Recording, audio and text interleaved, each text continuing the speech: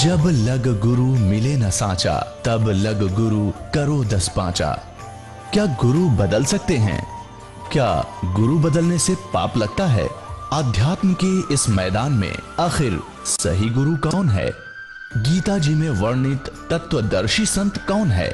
इन सभी प्रश्नों के उत्तर जानने के लिए अवश्य सुनिए जगत गुरु तत्वदर्शी संत रामपाल जी महाराज के मंगल प्रवचन। तो जो सूक्ष्म वेद है, सबसे पहले वो वेद हमारा एथेंटिक वेद है, वो एथेंटिक हमारा ज्ञान है, बुक है। उसके बाद चारों वेद हैं और उसके बाद श्रीमद् भगवत गीता है। ये हैं तीन एथेंटिक वर्तमान में जो भक्ति के लिए हमने सेलेक्ट करने। ज्ञान तो हमने सभी पवित्र सदग्रंथों से ग्रहण करना है। और गुरु ग्रंथ साहिब जो है, जो महला पहला की वाणी है, महला पहला की वाणी, वो भी सूक्ष्म वेद का ही अंश है, लेकिन उसमें कंप्लीट नहीं है।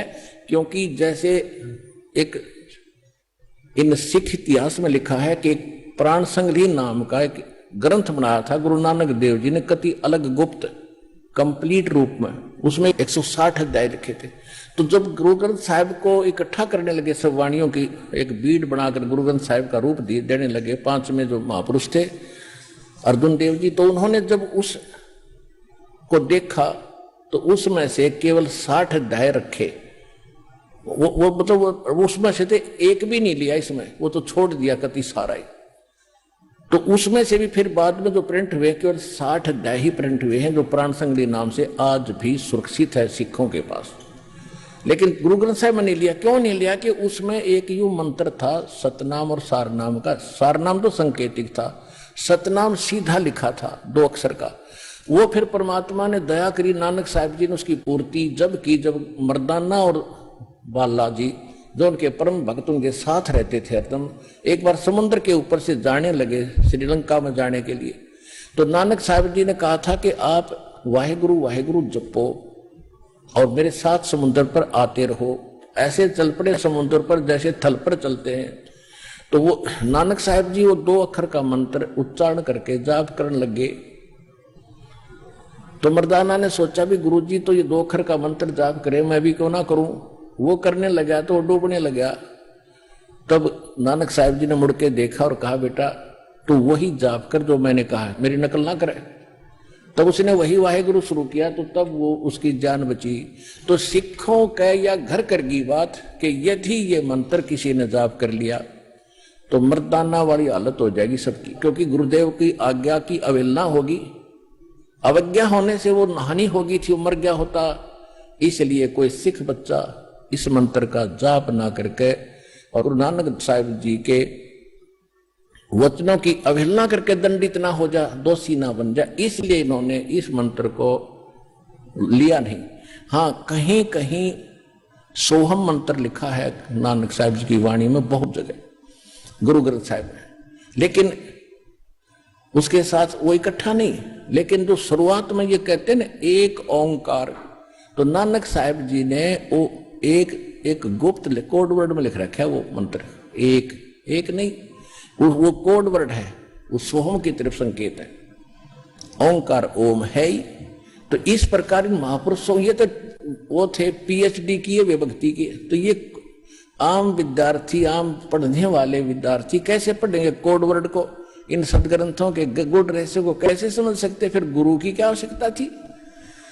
तो ये दास भेज जाओ तत्वदर्शी संत सभी महापुरुषों के गुड रहस्य को समझने और समझाने के लिए।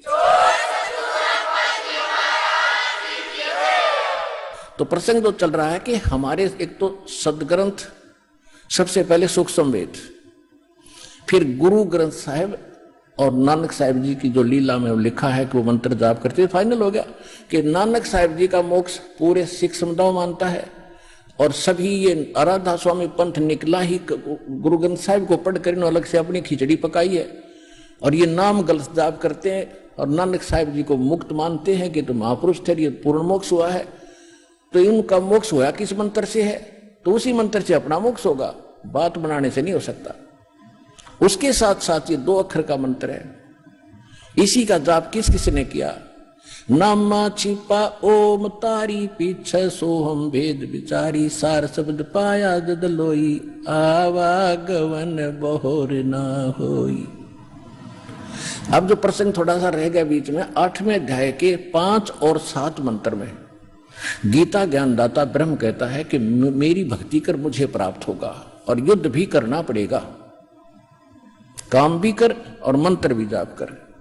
सूक्ष्म वेद भी इसका संकेत करता है कि यहां जब तक आप हो, नाम उठत नाम बैठत नाम सोत जागवे, नाम खाते नाम पीते नाम शक्ति लागवे। गीता अध्याय नंबर 8 के और श्लोक नंबर 5 और 7 में इसने अपनी बता दी मेरी भक्ति कर। 8, 9, 10 श्लोक में 8वें अध्याय के इसने कहा कि परम अक्षर ब्रह्म की जो भक्ति करता है उसको प्राप्त होता है, और उसके लिए उसने ऑप्शन छोड़ दिया तत्वदर्शी संत बताएंगे। तत्वदर्शी संत ही आपके पास है, अपना कल्याण कराओ और मुक्ति पाओ।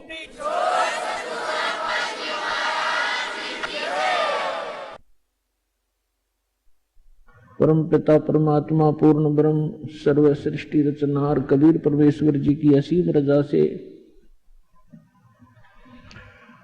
आप परमेश्वर की प्यारी आत्माएं सत्संग सुनने के लिए सतलोक आश्रम बरवाला जिला हिसार हरियाणा के अंदर उपस्थित हुए, और सौभाग्य उन पुण्यात्माओं का जिनको किसी भी माध्यम से परमात्मा का ये यथार्थ ज्ञान सुनने को प्राप्त होता है, किसी डीवीडी सीडी के माध्यम से, किसी पुस्तक के माध्यम से, तो पुण्यात्माओं जब तक हम सत्संग नहीं सुनते तब तक हमें यह पता ही नहीं होता कि हम जो कर रहे हैं इसका उद्देश्य क्या है। मनुष्य जीवन जो हमें प्राप्त हुआ इसका टारगेट क्या है।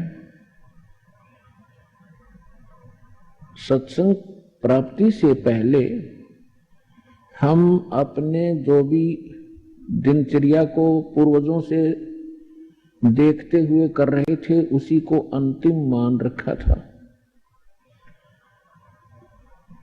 और जहां भी हम जाते थे किसी भी मित्र के पास, रिलेटिव नाती के पास या घर गांव अड़ोस पड़ोस में, तो सभी से हमें माया इकट्ठी करने की ट्रेनिंग मिलती थी, उसी की शिक्षा प्राप्त होती थी, जिस कारण से हमने माया ही इकट्ठी करना एक टारगेट बना लिया था, जीवन का उद्देश्य मान लिया था। जीवन के मूल उद्देश्य से हम वंचित थे। आत्मा के अंदर एक विशेष कसक उसी दिन से बनी हुई है जिस दिन से ये भगवान से बिछुड़ी थी, सतलोक से। तब तो हम गलती कराए अपनी बालक बुद्धि के कारण, अनजानपने में, क्योंकि वहां हमें सुख गना था, कोई दुख नहीं था, वहां दुख नाम की वस्तु नहीं थी। और यहां भी एक विशेष हमारे अंदर एक अवगुण है कि जब हम सुखी होते हैं परमात्मा से कोसों दूर होते हैं, और जब हम दुखी होते हैं तो परमात्मा को याद करते। तो इस आत्मा को उसी दिन से, जिस दिन से भगवान के उस सर्वसंपन्न लोक को छोड़कर यहां काल के इस कंगाल लोक में आई है, उसी दिन से इसको अब आभास हो गया है, एहसास हो रहा है कि कोई और सुख सथल है और कोई ऐसी शक्ति है जो हमें यहां भी सुख दे सकती है। और एक मोक्ष शब्द भी हमने सुन रखा है सदग्रंथों से और इन काल के भेजे हुए दूत संतों से, और मोक्ष भी वो दे सकता है। तो जो हम अपने मनुष्य जीवन का उद्देश्य लेकर जी रहे थे सत्संग सुनने से पहले। उसके साथ साथ आत्मा भी अपना काम अवश्य कर रही थी, वो रुक नहीं रही थी, कोई ना कोई भक्ति साधना वो कर रही थी परमात्मा के लिए। चाहे कोई परंपरागत कोई व्रत रख रहा था, देखा देखी, कोई भगवान शिव को पूज रहा था तो कोई भगवान विष्णु को, कोई भगवान राम और श्री कृष्ण को, या कोई देवी देवताओं मंदिर मूर्ति अवश्य पूजा कर रहा था।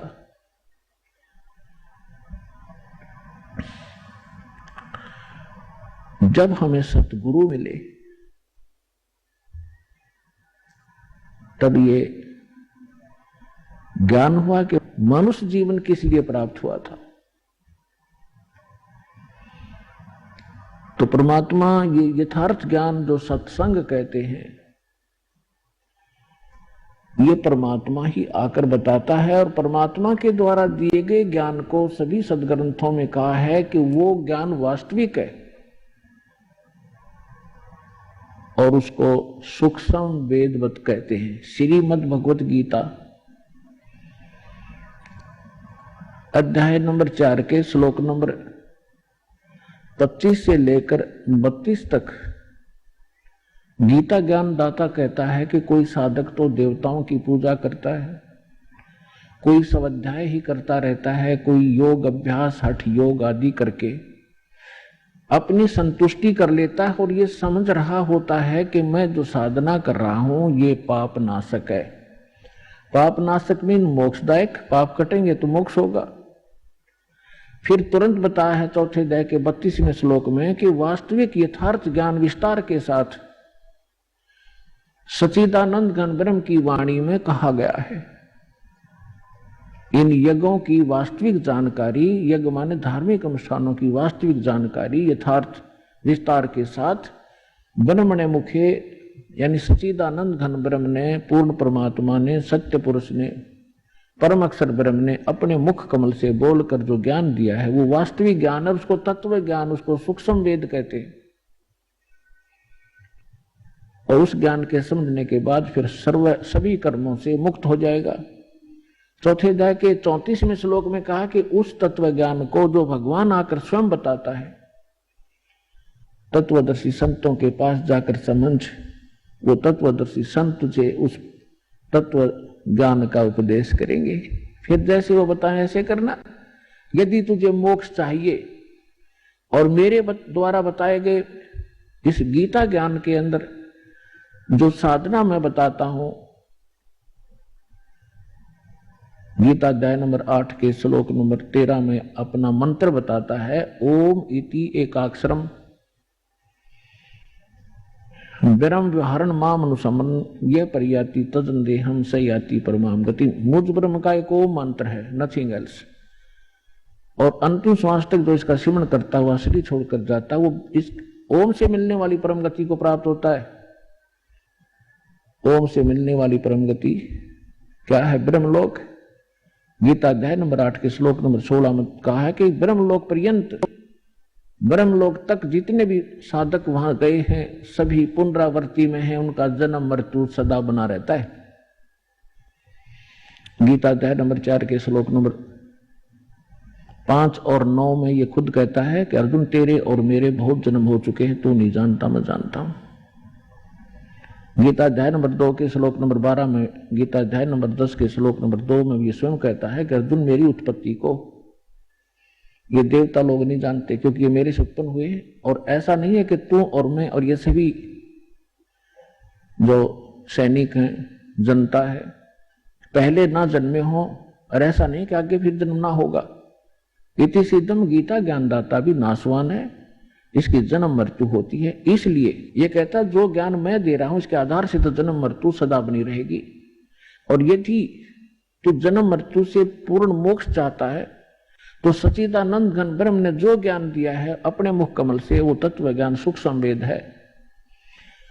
उस सूक्ष्म वेद को उन तत्वदर्शी संतों से जाकर समझ। और उसके पश्चात कहां जाएगा?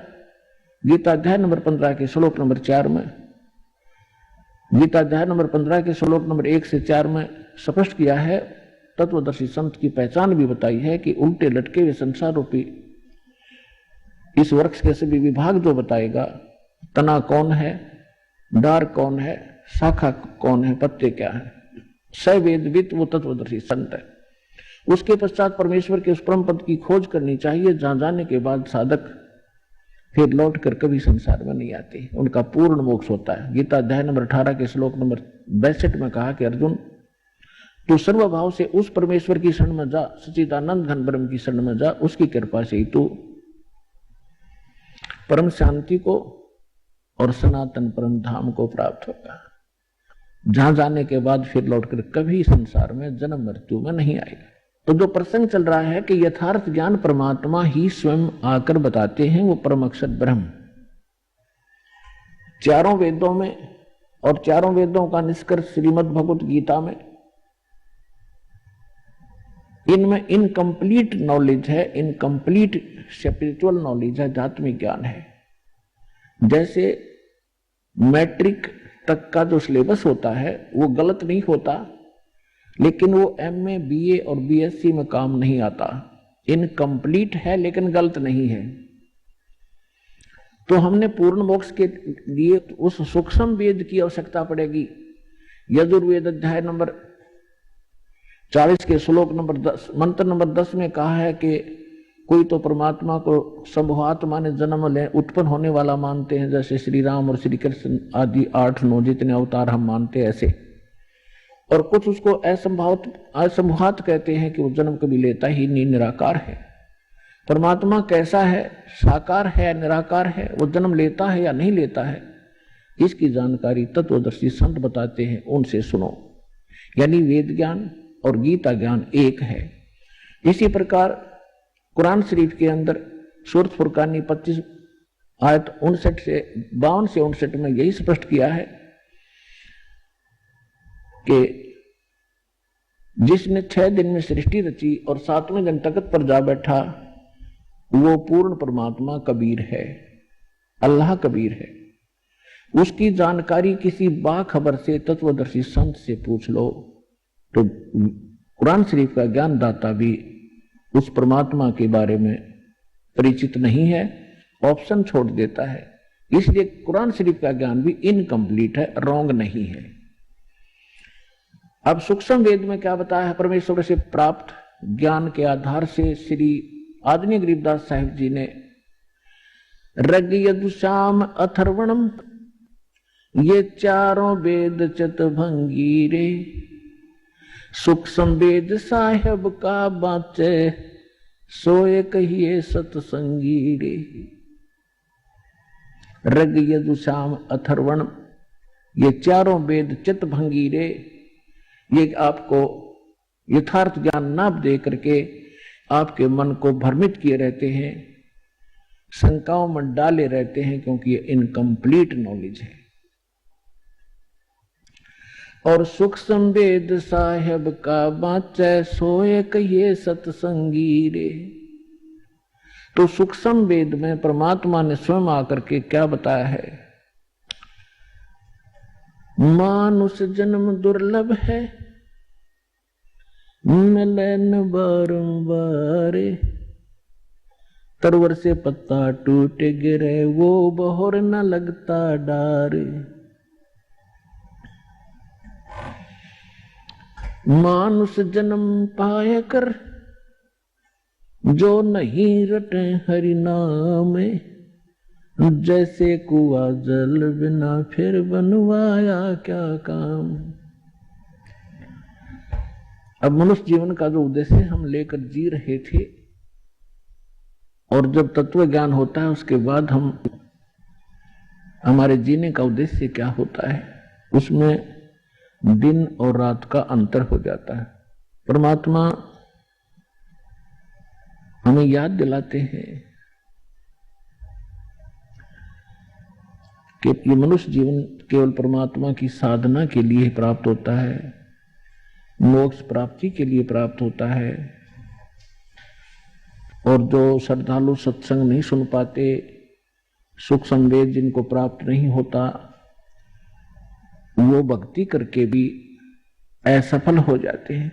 अपने आत्माओं, इस विश्व के अंदर कहीं सत्संग नहीं है।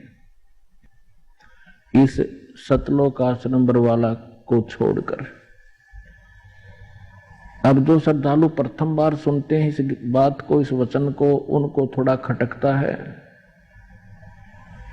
बेशक से कड़वा लगे, इस ज्ञान को गहराई से समझोगे, फिर आपको यही दास की बातें जो आज कड़वी लगी हैं एक दिन मीठी होंगी। सत्संग वही होता है जो सदग्रंथों के अनुकूल हो, सदग्रंथों में छुपे गूढ़ रहस्यों को आधार मानकर ज्ञान दिया जाए और सूक्ष्म वेद जिसका आधार हो। तो दास के पास वो सूक्ष्म वेद उपलब्ध है। सूक्ष्म वेद कबीर वाणी कहलाती है, कबीर सागर कहलाता है, कबीर बीजक, कबीर जी की साखी, कबीर शब्दावली, कबीर जी के दोहे शब्द, ये सभी मिलाकर के सूक्ष्म वेद है, सूक्ष्म वेद है। ये तत्व ज्ञान है। लेकिन तत्व ज्ञान को समझना भी कोई बालकों का खेल नहीं है। जिस पर कृपा परमात्मा की होती है वही इसको समझ पाता है। इस दास के ऊपर उस कबीर भगवान की, कबीर परमेश्वर की एक विशेष रजा हुई है कि दास को वो दिव्य दृष्टि दे दी, जिससे दास ने इस सूक्ष्म वेद रूपी जंगल से, वन से वो जड़ी निकाल ली जो औषधि में काम आती है। एक वन जंगल के अंदर बहुत प्रकार के पौधे होते हैं, पेड़ होते हैं, जड़ी बूटियां भी होती हैं और उन जड़ी बूटियों के भी किसी के पत्ते काम आते हैं, किसी की मूल काम आती है, किसी की छाल ही काम आती है। तो इस प्रकार ये कबीर पंथी जितने भी या अन्य संत परमेश्वर कबीर जी की वाणी को आधार मानते रहे, वो इसको समझ नहीं सके, क्योंकि ये सूक्ष्म वेद है और वो उन अन्य वेदों को ही नहीं समझ सके जो आम उपलब्ध थे। तो यहां कहते हैं गुरु बिन वेद पढ़े जो प्राणी, समझन सार रहे अज्ञानी। गुरु बिन काहुन पाया ज्ञाना, जो थोथा बुस छिड़े मूड किसाना। तो पुण्यात्मा उस दास के ऊपर व्रजा हुई है परमेश्वर की। परमात्मा के सूक्ष्म वेद को अच्छी तरह समझा, उसी की रजा से। जीव के सत्र का काम नहीं है कि वो सदग्रंथों को अपने लेवल से, अपने सत्र से समझ सके। इन सदग्रंथों की वाणियों को याद की आपको बहुत मिल जाएंगे। गीता जी के लगभग सभी श्लोकों को याद कंठस्थ किए हुए भी व्यक्ति मिल जाएंगे। कबीर साहब की वाणी को भी बहुत से घोटे आपको मिल जाएंगे कंठस्थ याद किए। गरीबदास जी की वाणी को, दादू साहब जी की वाणी को, नानक साहब जी की वाणी को, गीसा दास जी की वाणी को। तो वो वाणी घोट लेने मात्र से वो ज्ञानी नहीं बन जाता। उसके लिए परमात्मा ने बताया है कि वक्ता कोट अनंत है, श्रोता कोट अनंत, और ये ज्ञानी बने फिरे। ये ज्ञानी कोट अनंत है, बिरले साधु संत। तो पुण्यात्मा आपका एक विशेष सौभाग्य है आपका, जो आपको ये ज्ञान मिला और आपको ये अच्छा लगा, आपको सुहागा ये ज्ञान। प्रथम बार जब व्यक्ति इस ज्ञान को सुनता है उसका पारा जो है 100 के ऊपर जाता है, क्योंकि हमने ये ज्ञान कभी सुना ही नहीं था। ज्ञान यही था, हमने अज्ञान सुन रखा था। तो जब से इस दास ने इस मार्ग का, परमात्मा की रजा से मार्ग दर्शन शुरू किया है, उसी दिन से संघर्ष का सामना करना पड़ रहा है। लेकिन दास को विश्वास था कि एक दिन सफल होंगे, क्योंकि ये सत्य है। सत्य के सामने असत्य घनी देर नहीं टिका करती। थोड़ी सी देर तो बवाल मचा सकती है असत्य, लेकिन उसका पैर नहीं होते, वो बेसलेस होता है। आज आपके समक्ष वो सामने सत्य हो रहा है। सन 1994 से आज 2013 तक आप देख लीजिए 19 वर्ष हो गए, लगभग 18-19 वर्ष। और इतने संघर्ष के बाद आज हम ऐसे ऊपर हुए हैं, क्योंकि इसका कारण ये रहा कि आज परमात्मा ने सबसे पहले अपने बच्चों को शिक्षित किया। बहन बेटी बुजुर्ग लगभग भारत के अंदर सब अक्षर ज्ञान युक्त है। और फिर सदग्रंथों को समझने के लिए एक तो अपने आप पढ़कर याद करके और फिर वैसे वचन शब्द श्लोक बोल करके सुनाता है, तो उसको भ्रमित कर सकता है कोई अन्य व्यक्ति के नहीं, इसका ये ऐसा नहीं है, झूठ बोल रहा है। तो परमात्मा ने ऐसी रजा बख्शी, प्रोजेक्टर जैसे ऐसे उपकरण बनवा दिए, टीवी बना दिया, चैनल, ताकि आप इन सदग्रंथों के अंदर की सच्चाई को आंखों देखें। और यही हमें परिणाम मिला है, अच्छा परिणाम मिला है कि आप जी अब दृढ़ हो गए, आपको कोई डगमग नहीं कर सकता चाहे कितनी बात बना ले। तो इसलिए सत्संग अनिवार्य है, और सत्संग ना मिलने से हम ऐसे भटकते रहे। और ये जो इंस्ट्रूमेंट बनाए गए हैं आज, ये सन 2000 के बाद बने हैं। ये जितने भी टीवी चैनल हैं, सीडी, प्रोजेक्टर आदि, ये टीवी के अंदर हम दिखा रहे हैं आपको, तो परमात्मा ने ही ये ऐसा नॉलेज ज्ञान दिया है जीव को। ये जीव के सत्र का बनाना नहीं है ये उपकरण, इंटरनेट वगैरह बना लेना, ये गॉड गिवन माइंड है मनुष्य को। उसका कारण नहीं तो आप देख रहे हो, ये लगभग 40 लाख वर्ष हो गए इस एक चतुर्योगी को।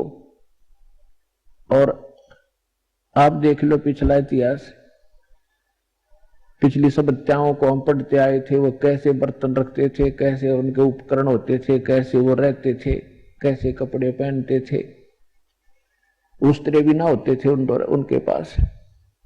तो कारण ये है कि इस विज्ञान को पाकर हम भूल तो गए कि बड़ी बड़ी तरक्की कर ली विज्ञान ने, ये तो अपने नाश का कारण बना लिया, क्योंकि इसमें थोड़ी सी चतुरता आ गई हमारे अंदर विद्या प्राप्त करके।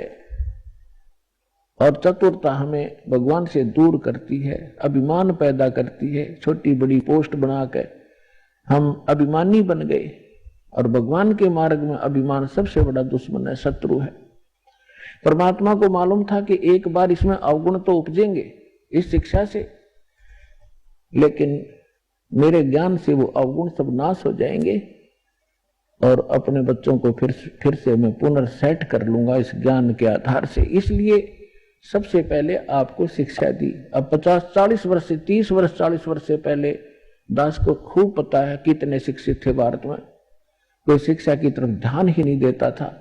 अब परमात्मा ने प्रेरणा की, भले ही इन्होंने उद्देश्य रोजी रोटी रोजगार ही और माया जोड़ना ही उद्देश्य रखा है, लेकिन पढ़े जरूर।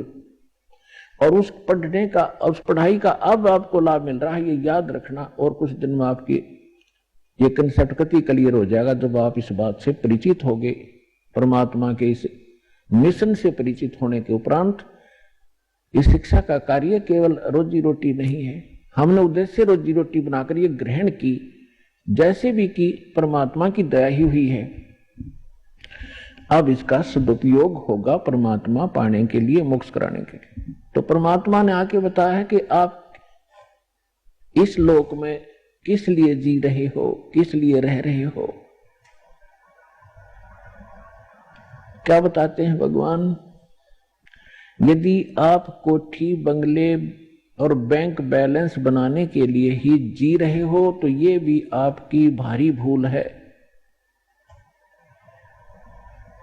उसके लिए क्या उदाहरण देते हैं, सर्व सोने की लंका थी वो रावण से रणधीरे, एक पलक में राज बिराजियो जम के पड़े जंजीर, मन तू सुख के सागर बस रे बाई और न ऐसा यस रे।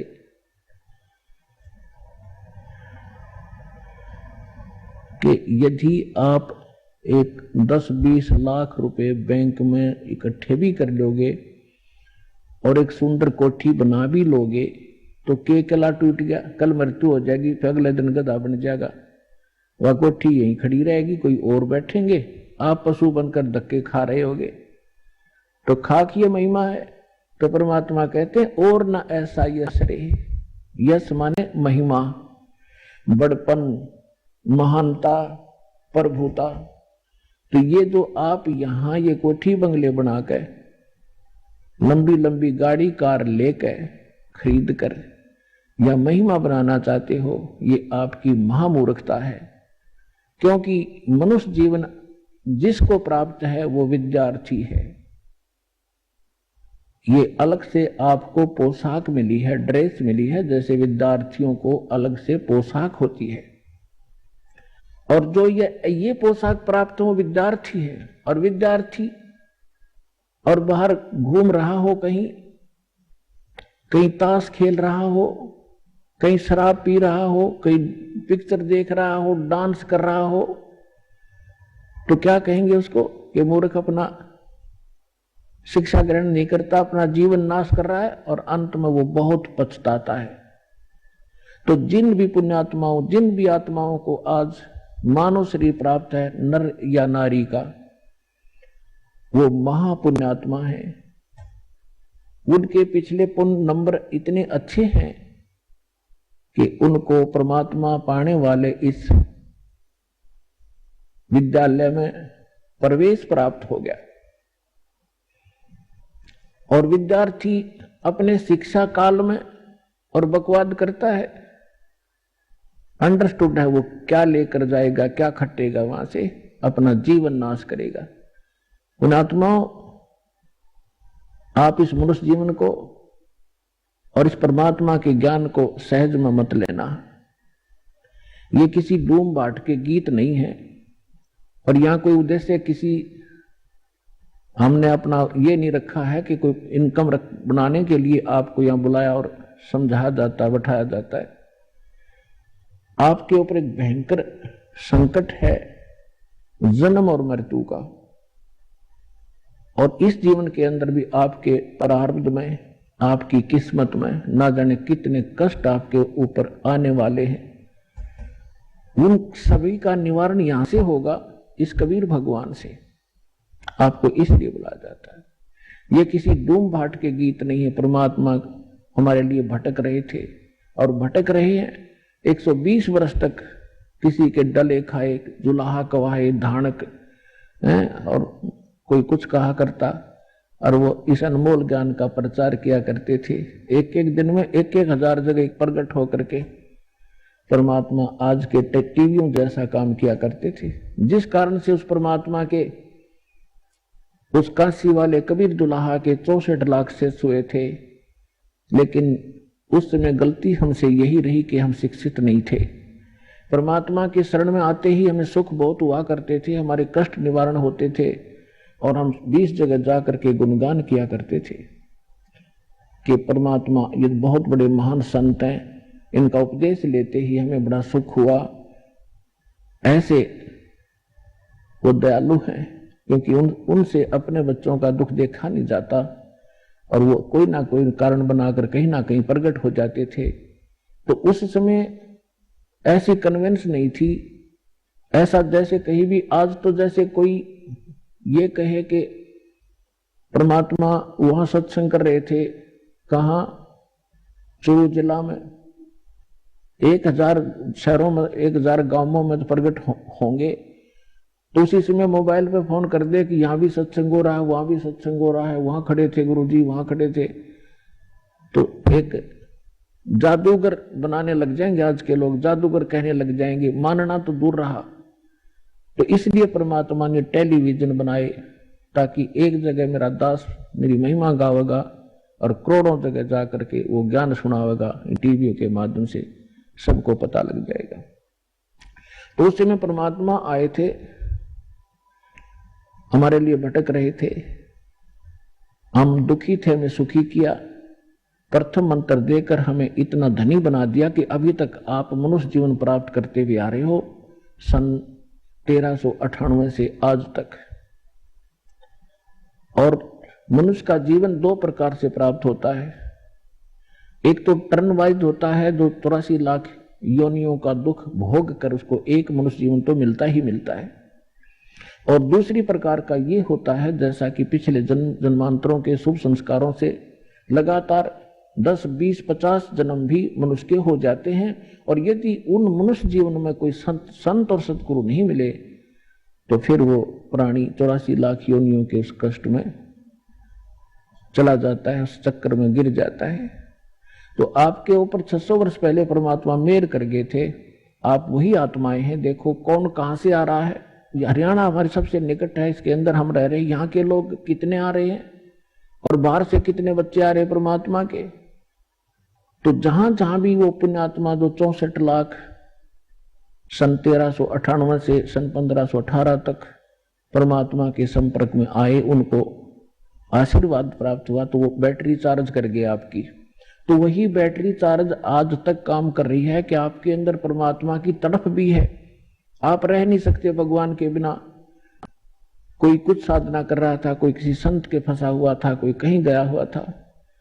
तो वही बच्चे जो जहां जहां भी जन्मे वो तो पहले आएंगे ही आएंगे, 64 लाख तो आने ही आने हैं। उसके बाद अब परमात्मा का आदेश है, वचन है कि जितने भी जीव हैं और जिनको मानव शरीर प्राप्त होता रहेगा, वो इस तत्व ज्ञान से और सत नाम से परिचित होकर के, ज्ञान प्राप्त करके, नाम लेकर के वो सभी मुक्त होंगे।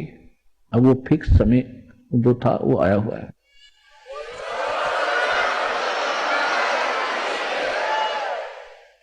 अब जो प्रसंग चल रहा है कि आप विद्यार्थी हैं सभी, और विद्यार्थी भी कई दो सत्र के होते हैं। एक तो थोड़े से ज्ञान में टीचर की बात को समझकर बहुत अच्छी तरह अपना कार्य प्रारंभ कर देते हैं। कुछ विद्यार्थी ऐसे होते हैं जिसको कुछ अधिक मेहनत की आवश्यकता होती है। तो इसी प्रकार जिनको 84 लाख योनियों में से निकलकर जो आए हैं, वो भी बार बार सत्संग सुनने से अवश्य उनके अंदर यह भक्ति बीज प्रवेश होगा, वो भी स्टार्ट हो जाएंगे। तो पुण्यात्माओं,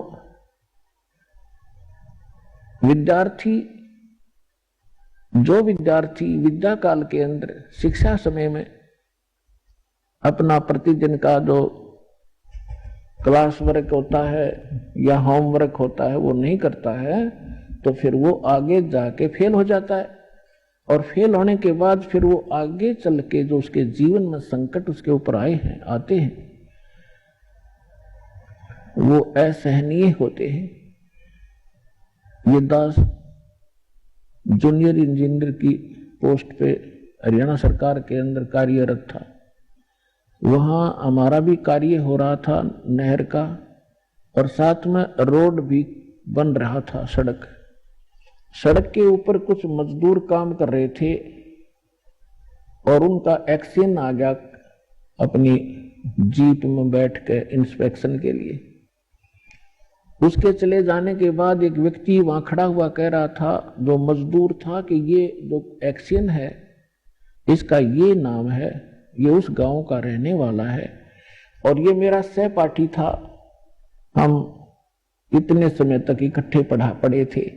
मेरे कर्म फूट गए, मेरे भाग फूट गए, मैं आगे पढ़ा नहीं, मैंने बकवाद करी और ये शिक्षा प्राप्त करके आज एक्सीडेंट बन गया, गाड़ी में चलता है और मेरे बच्चे भी यहाँ रेत में पड़े हुए हैं। तो यहाँ परमात्मा कहते हैं, आछे दिन पीछे गए, गुरु से किया ना हेत, अब पछतावा क्या करे, यह चिड़िया चुगी खेत। तो पुण्यात्माओं, जो इस मनुष्य जीवन को प्राप्त करके और भक्ति नहीं करेंगे, बुराइयों से नहीं बचेंगे, तो वो ऐसे पछताएंगे। नेक्स्ट जीवन उनका कुत्ते गधे सुअर का होगा।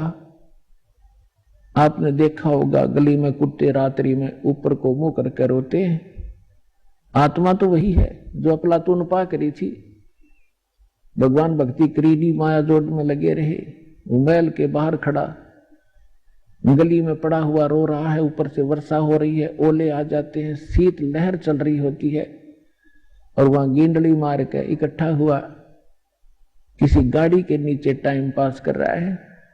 जब मनुष्य शरीर था तो उसने कभी सपने में भी ना सोचा होगा कि ऐसी आपत्ति आवेगी। तो पुण्यात्माओं परमात्मा बताते हैं, और परमात्मा से परिचित जो संत वो हमें शिक्षा देते हैं। मानुष जन्म दुर्लभ है, ये मिले न बारंबार, तरवर से पत्ता टूट गिरे वो बहोर न लगता डारे। वो पृथ्वी पति चकवे गए, जिनके चक्र चलनते, रावण सरीखे कौन गण, ऐसे गए अनंते। परमात्मा की भक्ति जिन्होंने नहीं की, अपने संस्कार से चाहे सारी पृथ्वी का शासक भी बन गया, अंत में उसको क्या लाभ हुआ? 84 लाख योनियों में कहीं कुत्ता गधा सुअर की योनि में अपना कष्ट भोग रहा होता है। राम नाम रटते रहो, राम नाम रटते रहो, जब तक घट में प्राण, कभू तो दीन दयाल के बनक पड़ेगी कान।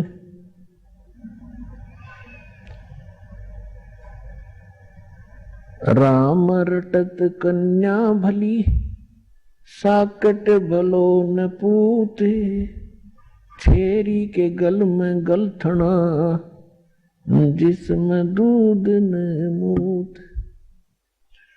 राम रटत दारिद्र भलो, टूटी घर की छान, वो सुंदर महल किस काम के, जहाँ भक्ति नहीं भगवान।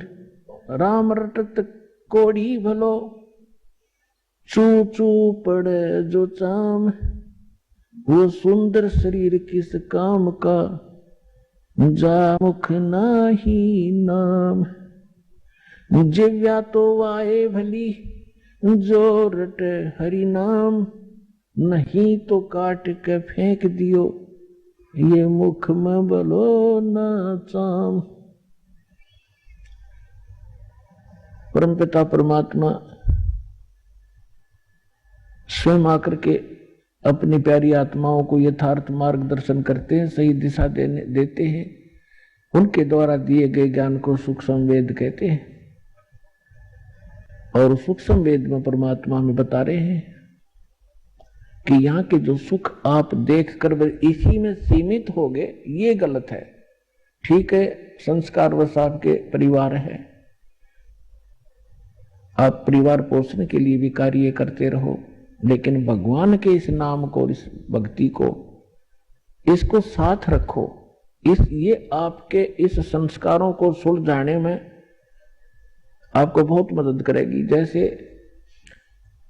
पहले हाथ से आटा पीसते थे, हाथ से पशुओं का चारा काटते थे, हाथ से पंखा करते रहते थे हवा प्राप्त करने के लिए, और भी बहुत से साधन जो, तो अब वो ही कार्य पावर से होते हैं, जो उसका कनेक्शन ले लेते हैं बिजली से। अब वो कितने आसान हो गए, 1 घंटे में मनमाना 2 टोकरे सानी नहीं, वो चारा नहीं कटे आदमी पर, जो बढ़िया मशीन आ गई थी वो हाथ से चलाने वाली, और 1 घंटे में ढेर से ढेर लगा दे, बिजली का कनेक्शन मिल जाए, पावर से वो काम कट कट कट कट ढेर लगा देता है। इसी प्रकार हाथ से पीसने से 2 घंटे में 2 किलो आटा नहीं पूरा होता था, अब 2 घंटे में भर दे 2 बोरी, आज चाकी पावर से चलने वाली। तो कहने का भाव ये है कि आप जी जो कार्य कर रहे थे वो आपका केवल संस्कार मिल रहा था आपको। अब परमात्मा की पावर आपके साथ होगी तो फिर पावर से काम होंगे आपके, कबीर भगवान वाली शक्ति थे, फिर देखना कितने आसान हो जाएंगे। तो हमें ये साथ रखना था, लेकिन हमने साथ रखा, लेकिन वो कनेक्शन ठीक नहीं था, वो पावर पूरी नहीं थी जो हमारे काम कर सके थी। जैसे हम अन्य देवताओं की पूजा करते थे तो उनकी आप बैटरी कुछ सीमित सीमा की होती थी और उनसे हमारे सब काम नहीं हो पाए थे। और उन्होंने भी एक नियम बना रखा है कि जो जैसे कर्म करेगा उतना ही फल मिलेगा। किसी के प्रारब्ध में कोई भी दुख है तो वो देवता यहां तक कि ब्रह्म तक और ये जो परब्रह्म जिसको कहते हैं अक्षर पुरुष तक, ये आपके प्रारब्ध में, आपके किस्मत में पूर्व निर्धारित जो संस्कार हैं उनमें कोई परिवर्तन नहीं कर सकते। मासा घटे न तिल बधे, विद ना लिखे जो लेख, सच्चा सतगुरु मेट कर ऊपर मारे मेख।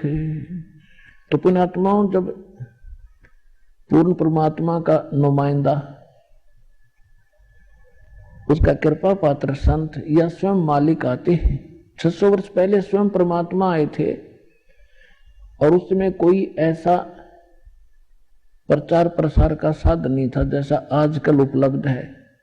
आज तो कोई भी लल्लू पंदू जिसको मीडिया में टाइम मिल जाता है टीवी के ऊपर बोलने का समय, वे 1 लाख 2 लाख न मूर्ख बना ले, क्योंकि जिज्ञासु उसको संत जानकर उसके पीछे लग लेते हैं। और उसमें 64 लाख शेष परमात्मा के हुए थे, वो कोई ज्ञान से नहीं। ज्ञान तो परमात्मा ये वाणी बोलते ही थे जो आत्मा को खींचती है, लेकिन उनको सुख दिए थे। वो दुखी देख नहीं सकता अपनी प्यारी आत्माओं का, वो परमात्मा है, दयालु है। तो वो क्या बताते हैं, तो उसके लिए बताया है कि मासा घटे न तिल बधे, विद ना लिखे जो लेख, और सच्चा सतगुरु मेट कर ऊपर मारे मेख। अब सच्चा सतगुरु कहा है गरीबदास जी ने कि जैसे गुरु, वैसे गुरु शब्द पर्याप्त है। गुरु का अर्थ होता है मार्गदर्शक, लेकिन ये नकली गुरु हो गए, इसलिए सतगुरु कहा। अब कलयुग में सतगुरु भी नरे हो गए, जैसे राधा स्वामी, धन सतगुरु, ये सारे अपने आप को सतगुरु बोल रहे हैं, और कक का पता नहीं है भी अध्यात्म मार्ग का। तो इसलिए सच्चा सतगुरु कहा। काल ने उलझाने में कसर नहीं छोड़ रखी इस अध्यात्म ज्ञान को। कबीर साहब कहते 9 मन सूत उलझिया, ये ऋषि रहे जखमार, और सतगुरु ऐसा सुलझा दे उलझा ना दूजी बार। तो वैसा सुलझा दिया पुण्यात्माओं। इस कलयुग में यो अध्यात्म ज्ञान नहीं उलझेगा, चाहे कोई सर पटक लियो, भक्ति करियो चाहे ना करियो, वो अलग बात है। अब क्या कहते हैं कि मासा घटे न तिल बधे, किसी भी साधना से आपके प्रारब्ध के अंदर, आपकी किस्मत में जो लिखे हुए आपके संस्कार हैं, जो आपके ऊपर कष्ट आने हैं, मृत्यु होनी है, वो बदल नहीं सकते। लेकिन पूर्ण संत, उस कबीर परमात्मा का सच्चा नुमाइंदा, उसको खत्म करके, मिटा करके ऊपर मेख मार देना, यानी फॉर एवर दोबारा पनप नहीं सकते। मेख मारन का अर्थ होता है। अब आपको उस परम पिता परमात्मा कबीर जी से प्राप्त इस सत भक्ति से जो लाभ हुए हैं, कुछ पुण्यात्माओं का अनुभव आपके सामने रूबरू करते हैं, वो सुनिएगा। सत सही, अभी आपने परमात्मा से प्राप्त राहत उन श्रद्धालुओं के मुख कमल से सुनी। पुण्यात्माओं, आप भी अध्यात्म मार्ग के अंदर बिल्कुल बच्चे हो, जिसमें आप इस ज्ञान से परिपूर्ण हो जाओगे, उसमें आपको जो भी आप कोठी, बंगले, कार, बैंक बैलेंस और यहाँ की जो संपत्ति एकत्रित करने में जो समय व्यर्थ करते हो, ये ऐसा लगेगा जैसे बालक छोटे छोटे बच्चे खिलौनों से खेला करते हैं। जिस प्रकार परमात्मा अपनी वाणी में कहते हैं, होले सुहागण सुरता त्यारे, मालिक घर जाना है हेतु तो। होले सुहागण सुरता त्यारे, मालिक घर जाना है। नाले दोले ओढ़ पैर लेकर 16 सिंगार, नाले दोले ओढ़ पैर लेकर 16 सिंगार। आज नहीं तय तड़के परसों आवेंगे तेरे लड़ियारे, मालिक घर जाना है हेतु तो। होले सुहागण सुरता त्यारे, मालिक घर जाना है। आइए अब हम उन श्रद्धालुओं के अनुभव जानते हैं जो जगत गुरु तत्वदर्शी संत रामपाल जी महाराज जी से दीक्षा प्राप्त कर चुके हैं तथा उनके द्वारा बताए गए भक्ति मार्ग पर चल रहे हैं। नमस्कार सर। नमस्ते सर। सर क्या नाम है आपका? मेरा नाम दिनेश कुमार है जी और मैं गांव सन्नोट नरेला दिल्ली 40 का रहने वाला हूं। सर संत रामपाल जी महाराज से कब जुड़े आप? सर मैंने 18 जुलाई 2014 में नाम लिया था। सर संत रामपाल जी महाराज से नाम दीक्षा लेने से पहले क्या आप कोई भक्ति साधना करते थे? हाँ जी, मैं भक्ति करता था। मैं यही ब्रह्मा विष्णु महेश इनकी साधना करता था, हनुमान जी की, शेरावाली जी की। तो सर क्या कारण बना कि आप संत रामपाल जी महाराज की शरण में आए? सर मैं इनकी पूजा कर करके इतना बेकार हो लिया था कि बिल्कुल कि पागल जैसा हो गया था। मेरे काम धंधे बिल्कुल छूट गए थे, कोई काम नहीं था, कोई भी मजदूरी भी नहीं मिलती थी। तो मैं बहुत ही परेशान हो गया था, बिल्कुल पागलों की तरह मेरा हाल हो गया था। और जब मैं ऐसे रहता था, मैं कई बार जंतर मंतर पे चला जाता था। मैंने अपनी जिंदगी को सोच लिया था कि बिल्कुल ही खत्म होगी। रात को मैं सोता सोता भी रोता रहता था। मेरी मिसेज भी भगतमती रोती रहती थी देख के कि भाई इसको क्या हो गया। कई बार ऐसा हो जाता था, बच्चे साने थे, ऐसा जी करता था इनको जहर दे दूं और मैं भी जहर खा के मर जाऊं बिल्कुल।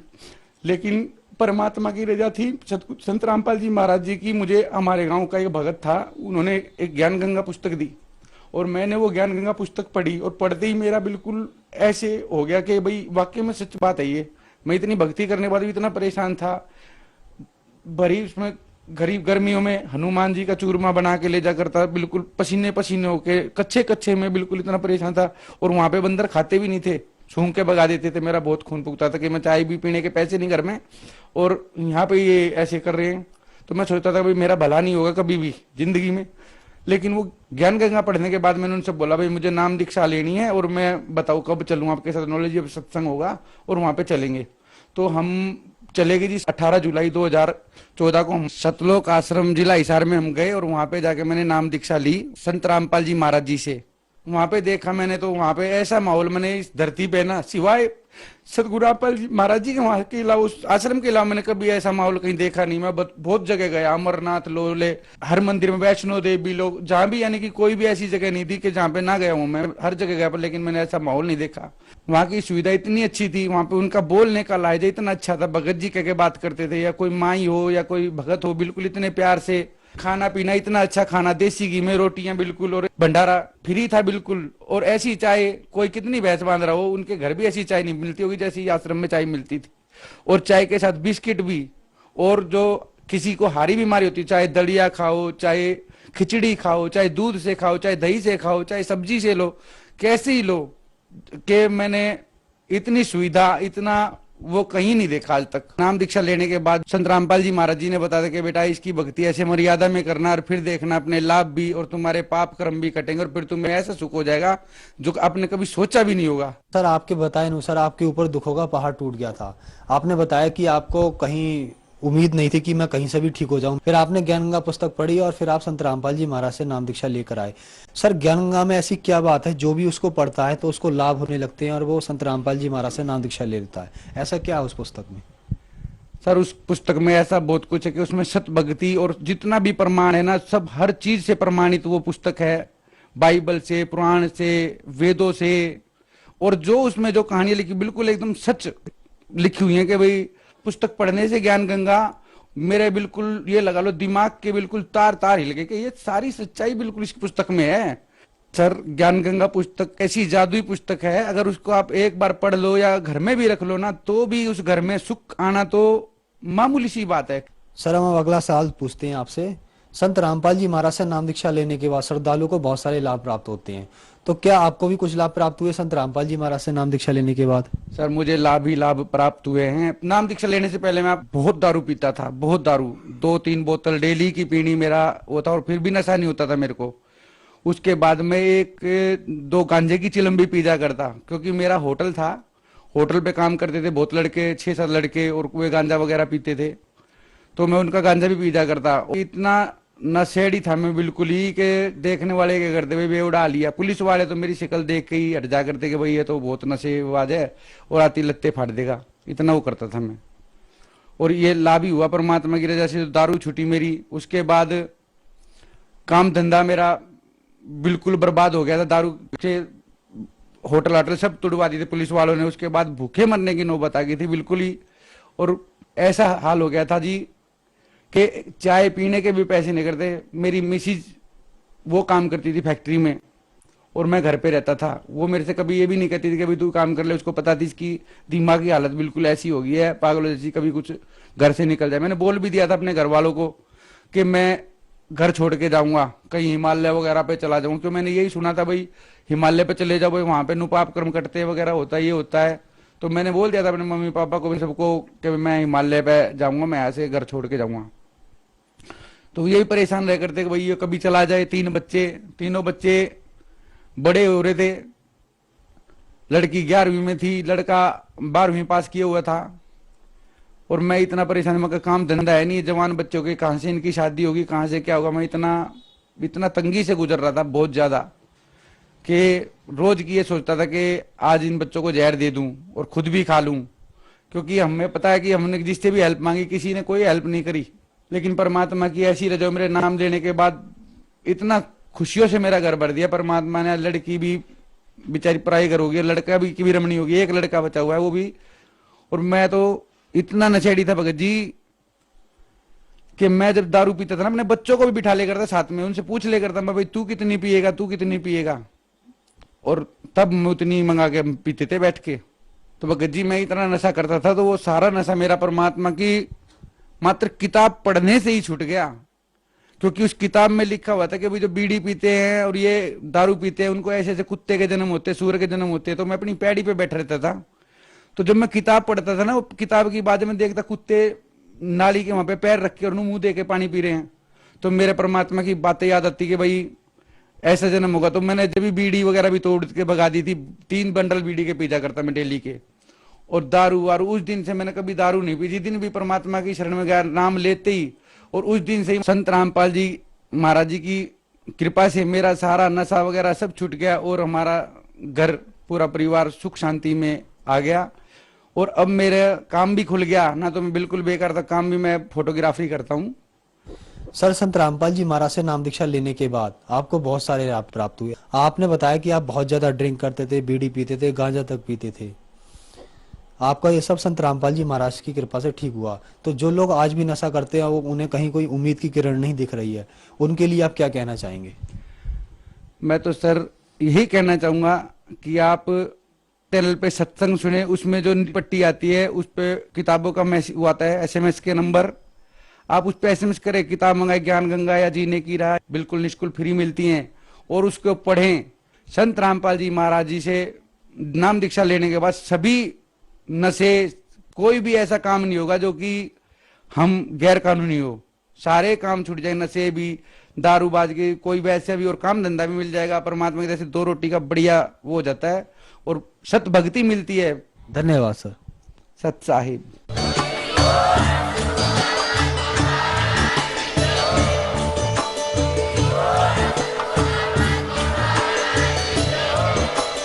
आप सुन रहे थे जगत गुरु तत्वदर्शी संत रामपाल जी महाराज जी के मंगल प्रवचन। अधिक जानकारी के लिए विजिट कीजिए हमारी वेबसाइट www.jagatgururampalji.org।